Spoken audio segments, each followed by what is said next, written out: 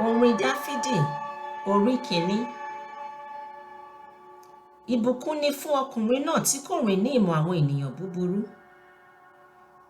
tí kò dúró ní ọ̀nà àwọn ẹlẹ́ṣẹ̀, àti tí kò sì jókòó ní ibùjókòó àwọn ẹlẹ́gàn. Ṣùgbọ́n dídùn inú rẹ̀ wà nínú òfin Olúwa, àti nínú òfin rẹ̀ ni ó ń ṣe àṣàrò ní ọ̀sán àti ní òru.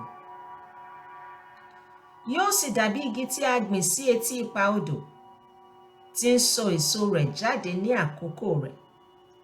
Ewé rẹ̀ kì yóò sì rẹ̀, àti ohunkóhun tí ó ṣe ni yóò máa ṣe déédéé.